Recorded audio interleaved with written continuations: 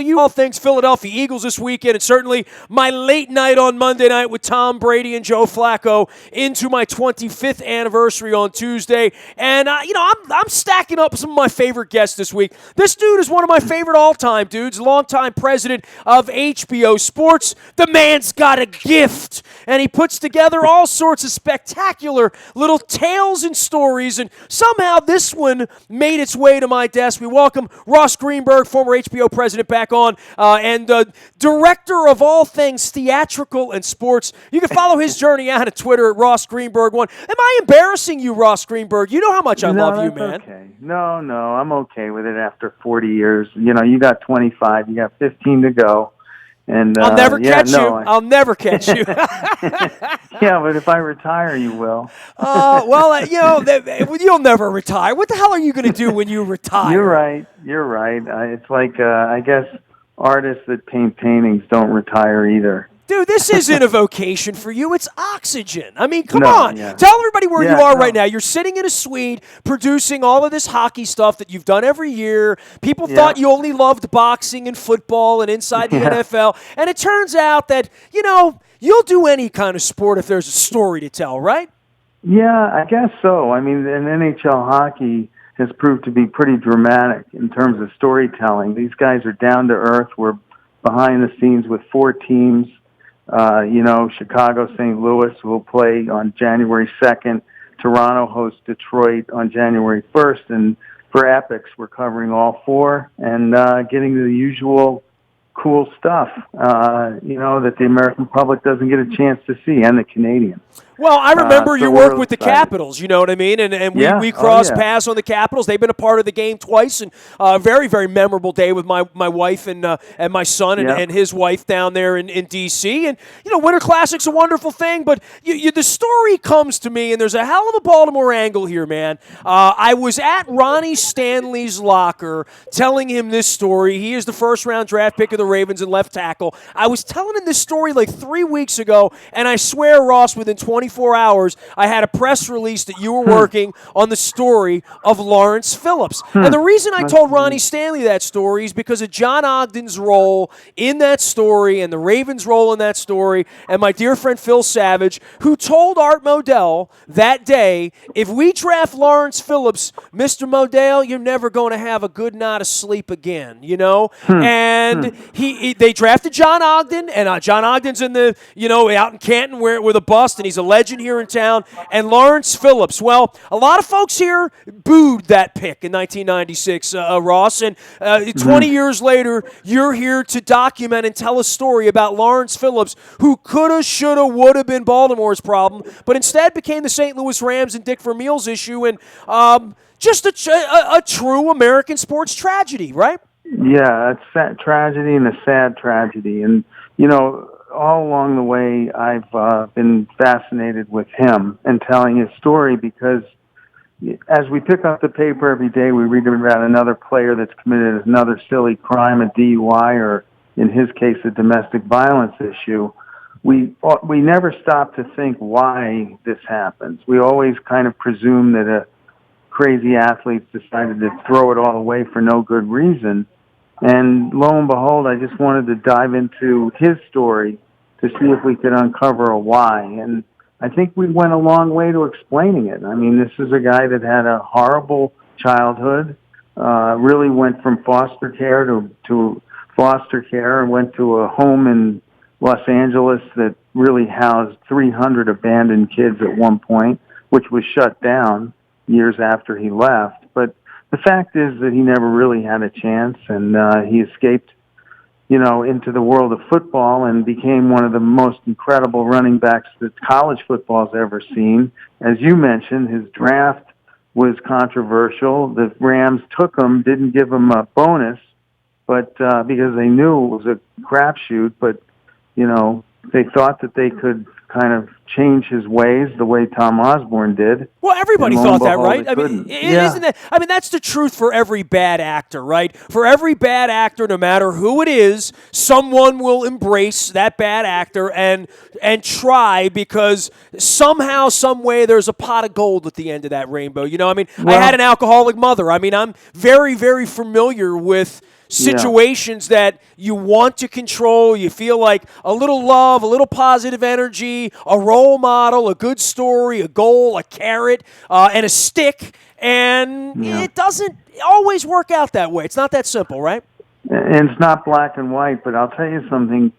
There was a goodness in his heart too, and that was one of the saddest parts of the story. This was not an evil, horrible person. Did he have demons? Yeah, plenty. Did he commit some violent, horrible crimes? Yeah, plenty. But there were times in his life where a good soul tried to reach out, lend a hand, and try to get him some help.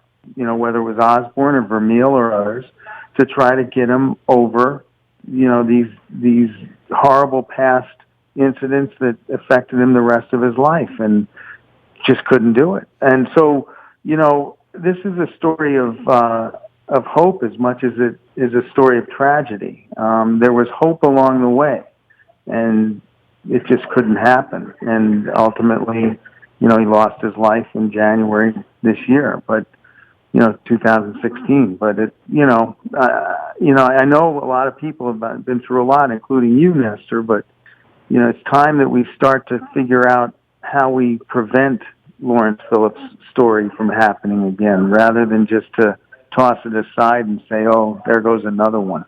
He is Ross Greenberg, longtime HBO president. He makes films, and very, very good ones. This one's going to be on Showtime beginning on Friday, December the 16th. You can check it out. It is called Running for His Life, the Lawrence Phillips story. And, Ross, you've told so many of these stories, and much like, I like to tell stories, and people ask me, why do you book that guest, or why do you have this person on, or why do you take a conversation in a direction? And when I write books, and I've written 4 of those, when you're going to write a book or tell a story like this, and I know you dive in, you take the deep dive in for long stretches, 90 days, 6 months at a time, running around the country, trying to find people to tell this story in some fashion because you're such a storyteller. What about this, when this came to your desk, what made this one the bad actor who lost everything and died, the tragedy story, something that you wanted to tell? Because you like to tell triumph stories, I think, right, more than tragedy stories, right? I know, you're right. There were a couple of inspirations. One's my daughter, Rachel Greenberg, who works in this field with domestic violence.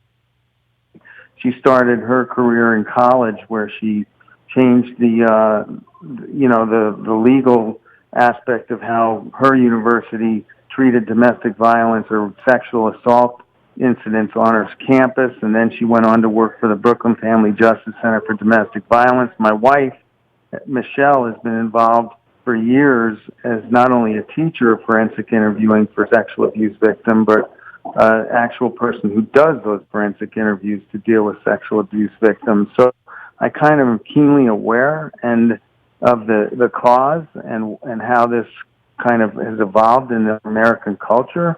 And so when his story kind of developed over the years, I was always intrigued by his football ability, and yet fascinated by the whys of, as I've said, why he turned to this ugly world of domestic violence and ultimately cost him his life.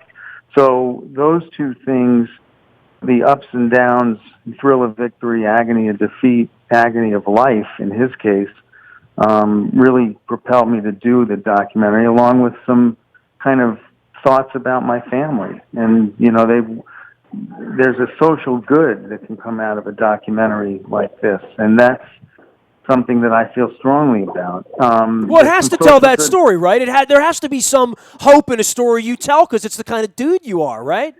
Yeah, there has to be some hope. I mean, the hope being, in my case, that people will watch this, and there might be 1 or 2 people that activate and start to look for ways to legislate and make sure that kids aren't abandoned and left to basically rot away in a system that we have set up for kids. And yes, so I mean, that is my hope.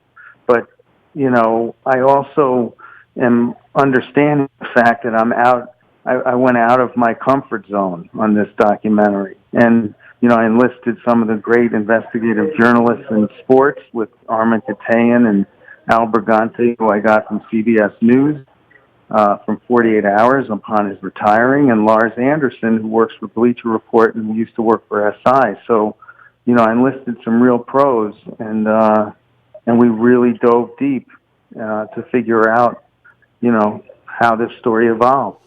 We are chatting with Ross Greenberg, longtime HBO president, and he makes movies. The latest one is Running for His Life. It's the Lawrence Phillips story, and it really does tangle into Baltimore and me being here for 25 years. I mean, Ross, it was the first act of the Baltimore Ravens. Literally, they were on the clock. I was in New York, it was April 19th, 1996. I mean, it's a very, very famous day in Baltimore sports history. It was the day that Ozzie Newsome drafted John Ogden in the morning and Ray Lewis in the afternoon, and Lawrence Phillips, when we had a sort of a makeshift radio setup at the Sheridan Orioles bar, which I now live 2 blocks away from in Baltimore.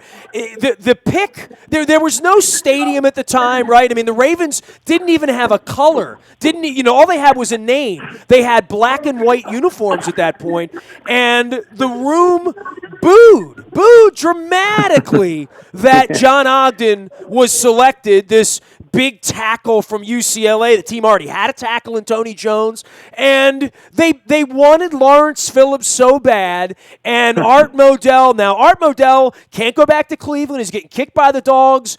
He's getting sued over the name. He's getting sued by Cleveland. He's a pariah. He can't come out of the house, and now he came dangerously close. If it weren't for Phil Savage and Ozzie Newsome, if it was the old Art Modell Browns, Art would have drafted Lawrence Phillips because Art loved Lawrence Phillips. You know what else why he would have? Because in the documentary, you're not going to believe this, coming full circle, Ray Lewis is asked on the set of Charlie Rose's interview show, who's the toughest running back you ever faced? And his answer, and this is after he played his complete pro career, his answer, Lawrence Phillips. Well, there you go. Well, it is a small world, and we do swim in the same circles here. Ross Greenberg's also working on hockey out at Epics, Detroit, Toronto, Chicago, St. Louis. Take me back to the cap stuff for you, and having worked with a couple different coaches, a home game, a road game, Pittsburgh rivalries, Ovechkin. We're Capitals people around here, and I know you've told those stories, and you're in the midst of telling some hockey stories right now. I cut my teeth on hockey. Hockey was my first beat back in the 80s. I love hockey, and not everybody does, and I don't know that you always loved hockey. I always think of you as a boxing football guy, but over the last decade, you've done a lot of hockey here, right? Yeah, I mean, and, when we followed the Capitals, first of all, there's nothing like being the first, and so when we followed the Capitals against the Penguins back in 2010, there's nothing that would be more special than that, to try to figure out how to create this program, go behind the scenes, bring the cameras down to the ice, see the Caps in all their glory, and that rivalry with the Pittsburgh Penguins, which is as good as it gets in the NHL. But then when we came back with Washington, Barry Trotz was on board. So now we had a new coach that had to integrate the superstar Ovechkin back into the locker room because he had kind of the year before been a little bit separate from the team and the way he conducted his life. And Trotz came in, and we were covering him quickly, and he was trying to develop a new culture there, which has since, as you know, worked in a big way. But we were kind of part of the mechanism he used in a way to create that new culture. So it was kind of a fascinating experience for us. But yeah, I mean, I love dealing with these players. I love dealing with management and coaches. Ted Leonsis is a dear friend who I really respect. He gets what we do. But I'll never forget back the first time we did it. Unfortunately, Capitals went on a nasty losing streak, and about 2 shows in, Ted goes, "Why are you shooting us so dark and dreary? And, this is really bad. I don't like the way you're portraying us." I said, "Well, just start winning, Ted, and things will turn around. But I'm not doing this on purpose. It just happens to follow the storyline." Well, nobody's smiling when you're losing. You lose 3 games in a row. Even if you're in first place, people are in a bad mood. I mean, the Ravens will be in a bad mood all week this week after what happened in New England Monday night. And they should be, right? One of my editors, Tim Mullen, says he loves when teams lose because it makes our show more dramatic. Just showing a series of wins doesn't really get you there. You need the thrill of victory and the agony of defeat. Ross, we're also familiar with being pioneers on, and Brian Billick, our partner here at WNST on behalf of the Living Classrooms Foundation with Hard Knocks. This is kind of a loaded question, and you can pontificate in whatever way you feel necessary. The words reality TV now have begat a presidency that I think we all should have some questions about, and I'm very well documented on that, and I haven't brought that into my sports space probably as much as I should have when the bomb goes off. But in general, reality TV is now right up there with used car salesman and sports radio show hosts on the the barometer of what is good and what is righteous. Well, and above and beyond that, I mean, I've been invited to be involved in 2 or 3 reality shows where they hand me the script. And I'm like, I'm just not going to do that. I'm not going to show up at your business and read off a script so I can get on television. I find it to be almost offensive. And when I've watched the really bad garbage, like the Hulk Hogan stuff and the Joni Loves Chachi and whatever other nonsense my wife may have had on over the last 10 years and all the housewives of this and the it devalues what you tried to do with Hard Knocks, which was try to keep it real but not really have a script, right? That's right. No script. As a matter of fact, I call all of those other shows manufactured reality. The fact is they do have script writers. They have story producers who go in and tell the characters what to do. And so for me, that is as far from reality as anything you can put on television. That might as well just be a scripted drama. So the fact is that when we go in with our sports cameras to do whether it's, and we started this with Hard Knocks, I walked in with Steve Sable and we went to our first press conference and Steve and I had to figure out how we were going to do with what was the first sports reality show. And we decided we were going to keep the language, obviously, but we were also going to take our cameras there and be, quote, flies on the wall. And that's how we gain the trust of these teams. We're just going to be there to document what you do on a daily basis. The only difference is the American public's going to see things that they've never seen before because we're going to go places in the locker rooms, trainers' rooms, meeting rooms where they've never been. So, when he stood up, Steve, and answered someone's question, well, what is this show going to be? He goes, well, it's kind of going to be like building a plane in mid-flight. And I love that. I mean, you can't script the kinds of shows we were doing, and you still can't. It's kind of gone now. I mean, no offense to Hard Knocks. I've tried to watch. The Rams was unwatchable, and and honestly, if you have a paranoid coach and a bunch of D-head stars and an owner that really didn't want you there to begin with, and it got thrust upon you. I don't know that there's any way, you know how much I like you, and I can sit here and kiss your ass all day and say, but there's no way you can make it any good when the people involved in it don't want it to be any good. Oh, that's true. And I mean, we need all buy-in with all the teams and players and coaches and management that we do these shows with. The day that someone doesn't give me buy-in, then I'm out. And I'll tell you something else. Have you quit on projects like that? I mean, over the course of time? No, I never quit. I'll never quit. I mean, I'll go on and execute and do the best we can.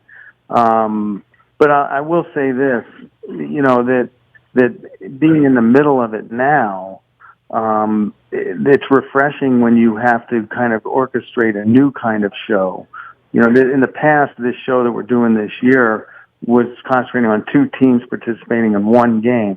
Now, the fact that we have 1 hour and all this coming in and 4 teams to follow, it's enabled us to kind of change it up a bit, because I think one of the reasons you're having trouble with the Hard Knocks or, all of these series can start to feel stale.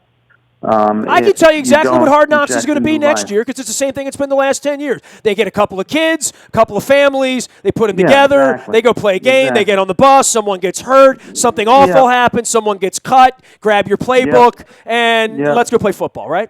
Yeah, and, you have to always reinvent yourself in this business. The beauty of documentaries is the story kind of allows you to reinvent yourself because you're telling a different story. There's nothing wrong with having a style, though. I mean, I definitely have a style as a producer-director and telling a story in a documentary, and I have a style, and I assemble, the editors and shooters, and the story producers and, the producer to kind of execute on it, because I want them to know that they're watching a Ross Greenberg show. And I think we, with the use of dramatic music and making sure that we're where we should be with the camera, shooting tight, it all adds a certain drama to it. And I think when it becomes real stale, it's when everyone kind of just does it by rote and doesn't really kind of have the energy or the professionalism to attack it every single day. One of my longtime favorites and former HBO president Ross Greenberg joins us here. You can follow his journey out on Twitter at Ross Greenberg1. And the new documentary comes out this week on Lawrence Phillips running for his life. That'll be on Showtime. And also 4 hockey teams, Detroit, Toronto, Chicago, and St. Louis. And certainly some great stories to tell there with that Toronto team, Ross Greenberg, skating outside. Nothing more exciting than the Toronto Maple Leafs at least becoming relevant. And relevant with this kid from Phoenix. It's nuts, right? Unbelievable. Austin Matthews. It's just a pleasure to watch. And again, we're able to kind of dive in, see how Coach Babcock is kind of integrating these young stud kids into his program to build a new culture in Toronto. So, yeah, you're hitting on it. I mean, it's fun. And of course, Toronto, you're dealing with, a religion. Oh, it's incredible, right? Yeah. I mean, so if they ever won, we talk about the Cubs. God. If the Toronto Maple Leafs ever win, it would be bigger than the Cubs winning there, at least, right? 47 years. And, there's nothing more important than NHL hockey in that city. Nothing. Hey, Ross, go back into your little editing suite, go back into your little laboratory, and do your thing. I always love having you on, and I hope our paths cross again soon. Oh, they will. We'll be watching. Okay, thanks, Nestor. Take care. There he goes, Ross Greenberg, longtime HBO prez, television producer, and sports mogul, and one of the all-time good dudes. Ross Greenberg 1. You can find him out on Twitter, and the Lawrence Phillips story, which should be fascinating to any Ravens fan. I mean, the Ravens were very, very intertwined in that story, and I'm sure Ross brings that to life as Ray Lewis is a part of it as well. You can find me out in the Bayou Toyota Audio Vault 24 hours a day from anywhere in the world on your mobile device by downloading the TuneIn radio app. We do come in crystal clear from anywhere in the world. Nasty at WNST.net. I am a very available individual. Facebook, Twitter, LinkedIn, Snapchat, Instagram, streaming live on Facebook as well as our YouTube WNSTV channels. And if there's any breaking news this week leading up to the Philadelphia game, we got the Terps kind of going into holiday mode here a little bit. We'll be talking about that as well as the Caps, a new Arena Football League team here. I know Ross Greenberg talked about Ted Leonsis in Baltimore this week. We're going to chat with him at some point about Arena Football. So we got a lot of things happening around here. But the breaking news happens first on the WNST Tech Service. That is brought to you by our friends at Coons Ford of Security Boulevard. Dennis will be here on Thursday, talking all about a loss to the New England Patriots as well as some hope for the weekend and the Philadelphia Eagles and Carson Wentz coming into town with our old pal Jimmy Schwartz. We are WNST.net, AM 1570 and WNST Towson, Baltimore, and we never stop talking Baltimore sports.